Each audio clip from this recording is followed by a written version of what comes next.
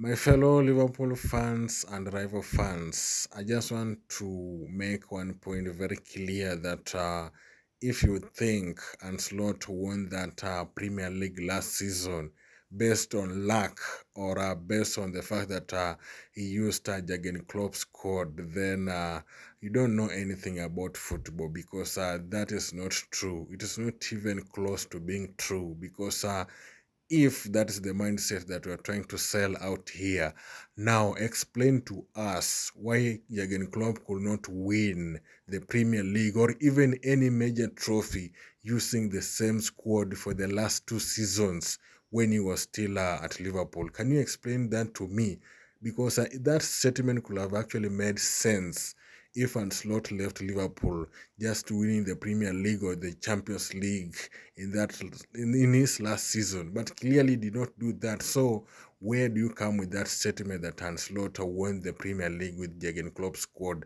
That doesn't make sense to me because for example, let's say Pep Guardiola left Manchester City and the season that he left, he won the Premier League. Then you can simply say that the coach that has just come in that is going to win the Premier League using the Pep Guardiola squad, but a squad that did not win the Premier League or the UEFA Champions League in the last two seasons. You cannot say that someone won the league simply because he got that same squad. That doesn't make sense to me because if I can remember vividly, the last season that Jurgen Klopp left, we won only the Carabao Cup.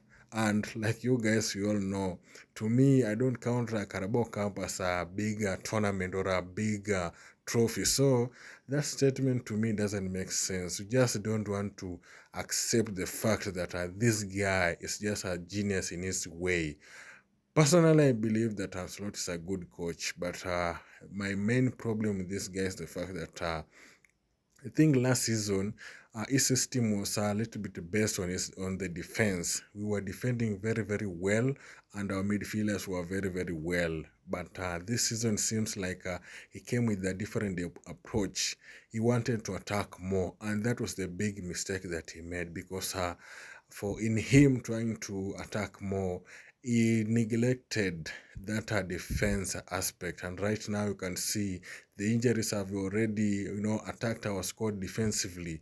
Joe Gomez just went out with injuries, so that means we don't have that defensive cover, and that means that doesn't help us in terms of injuries and also in terms of competition because we needed more defenders so that our defenders can also compete just like our attackers and the midfield is competing. So that competitiveness in the defense is lacking, and that is a big problem. So my only concern was the fact that Ancelotti did not do a good job defensively in the summer, and again, his set piece coach is not doing a good job in helping him with the set pieces. That is defensively and attacking wise. The set piece coach has been crap. We are not scoring as many goals from set pieces, or we are also not doing well in terms of defending the same set pieces, and yet our squad has the tallest players. I mean, in terms of numbers, our squad has just the most tallest players in Europe because look at our squad. Ekitike is extremely tall. Konate is extremely tall. Gravenberch is tall. Van Dijk is tall. We have that guy that got injured. That defender is very tall.